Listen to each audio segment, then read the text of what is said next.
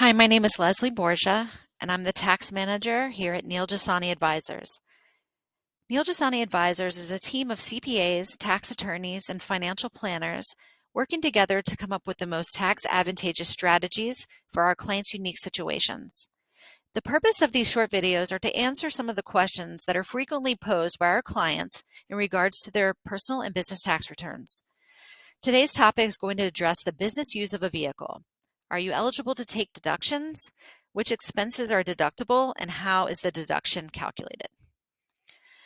So those eligible to claim this deduction are the self-employed business owners and 1099 contractors. They must meet some requirements set forth by the IRS. However, the W-2 employees receiving wages are not currently allowed to take this deduction due to the Tax Cuts and Job Acts. However, there are some ways that they can be reimbursed for their expenses, and I will talk about that later on. So this requirement by the IRS, you can visit publication 463, which will tell you exactly what the code is regarding the business use of your vehicle. So in order to qualify, obviously, you need to use the vehicle in furtherance of your trade or business. You can use it solely for business, you can share it between business and personal use, and you don't have to own it. You can actually be the lessee of the vehicle. You must keep detailed records in order to substantiate your deductions. Important things are the date, the business purpose, and mileage driven. Most business vehicles can qualify, and as you see here, cars, work vehicles, delivery vehicles, and so on. So what is owning versus leasing? Does it matter? So if you're a self-employed owner, single member LLC, you are treated as a sole proprietor, and you would just take the deduction on your 1040 return. You can use either the standard mileage rate or actual expense method. You need to select the standard mileage rate if you intend to use it. It must be done in the first year of the life of the vehicle or the first year that it's placed in business service. You can switch to actual expense later on.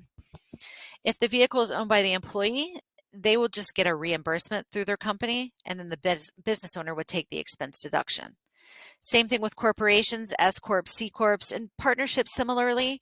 If the vehicle is owned by the corporation, you're going to calculate the business use percentage and multiply it by the total operating expenses. Again, if it's owned by an employee, they're going to get that reimbursement, and then the corporation will take the expense deduction. The only difference between partnerships and corporations is that if a partner or member with unreimbursed auto expenses, they're typically the one that takes the deduction on their 1040. So which is better, buying or leasing? Well, if you plan on driving the vehicle a ton of miles during the year, you're most likely going to consider purchasing it.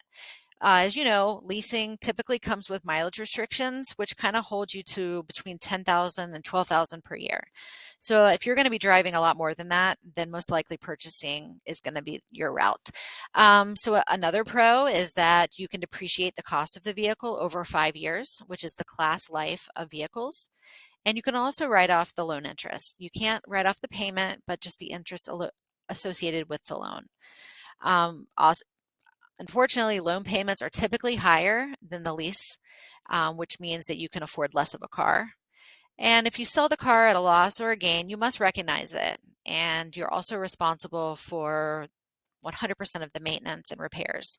So if you're buying a car that tends to break down, well, that might be a reason to consider leasing because there's a lot more of responsibility on the dealership and the manufacturer in regards to leasing repairs. So some benefits to leasing is you can obviously still choose either method. You can deduct the entire lease payment, which will allow you to afford more of a car. So this would be something that if you were going to purchase a luxury vehicle or lease a luxury vehicle, that would be something where it'd probably be more tenable through a lease than as a purchase. Currently, you can calculate your deduction using one of two ways. Standard mileage is just basically that. You're going to keep track of the total mileage, and then you're going to times it by the standard mileage rate. Actual car expenses is more detailed. You need to keep a lot more of a specific type record, but you always want to calculate your expenses using both methods just to see which one. You might be surprised. So standard mileage rate for the second half of 2022 is 62 cents per mile, As you can see, it was increased in the middle of the year, which was to address inflation and higher gas prices.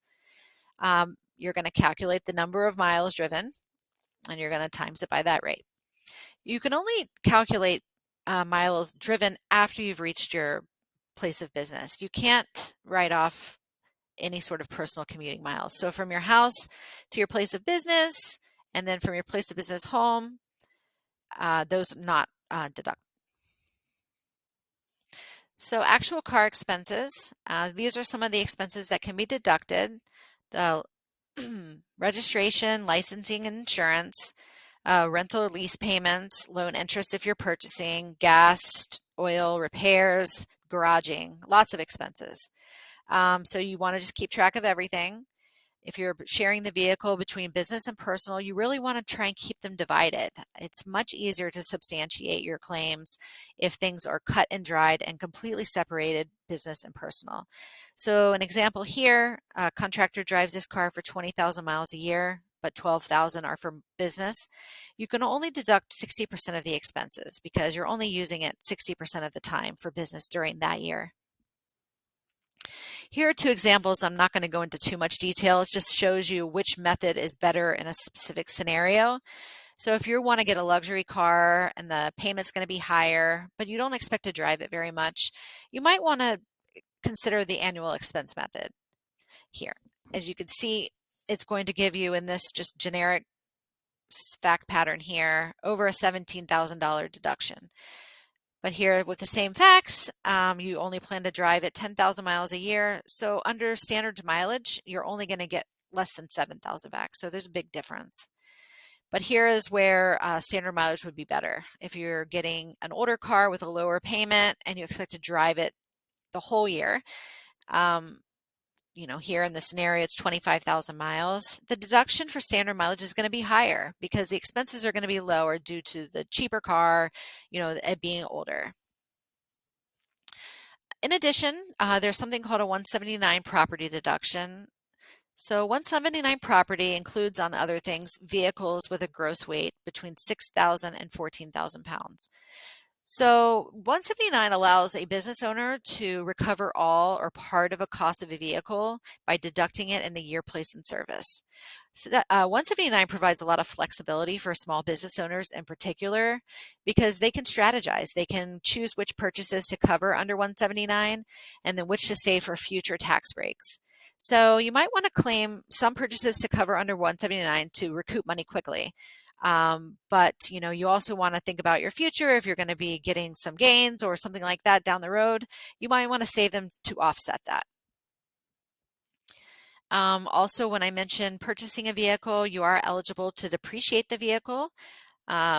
Vehicles are a class life of 5 years, and there's 3 ways to calculate the normal depreciation. Straight line is just calculate the cost divided by 5. Makers, you can either do 200% or 150%. And what this does is it just accelerates the depreciation. So you're going to get more in the first year of the ownership of the car. And then you're going to kind of spread out those payments over the rest of the 4 years. And it will switch, the convention will switch from this maker's declining balance method over to the straight line when it makes the most sense for the small business owner. Bonus depreciation is something that's actually starting to be phased out and will be completely phased out by 2027. However, it's an additional depreciation allowance that can be used during the first year a property that's eligible for accelerated depreciation is put in service. So now for 2023, the bonus depreciation is going to be an 80% deduction for property placed in service, and it's going to decrease by 20% each year until it's completely gone. So this would be the steps that a business owner would take as far as expense deductions. You would look at 179, and then you would go to bonus depreciation, and then anything left will be subject to the normal depreciation limitations. So here, the new Clean Commercial Vehicle Purchase Tax Credit. This is something that's really kind of buzzing in the news, and it's something that really should be considered, especially if you're purchasing an electric vehicle or a fuel cell vehicle. As you can see here under this program, you have about another 10 years in order to take advantage of these credits. There's going to be a list of qualifying clean commercial vehicles, and the vehicles must be primarily made in the U.S. And there are some thresholds here, so $80,000 for trucks and SUVs, and then a $55,000 threshold for cars. The vehicle must be subject to depreciation, so what that means is you must be the owner of it. You can't be leasing it. Here it's going to be calculated. The credit's going to be capped at those cars that are under 14,000 pounds at $7,500. And for vehicles over 14,000 pounds, the credit's going to be $40,000.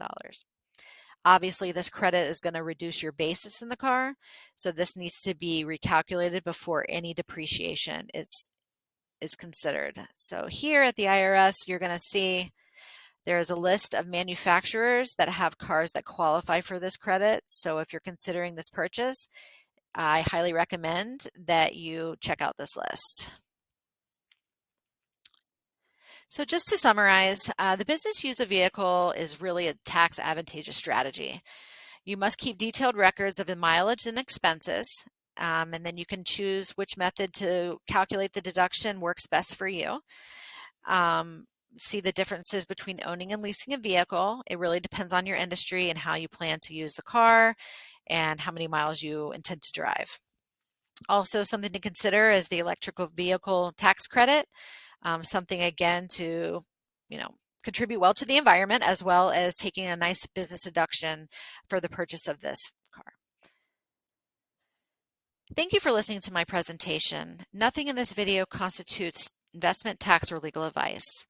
We strongly encourage you to seek the opinions and advice of your own counsel. If you'd like to learn more about Neil Jasani Advisors and how we're helping our clients, please visit our website at neiljasani.com.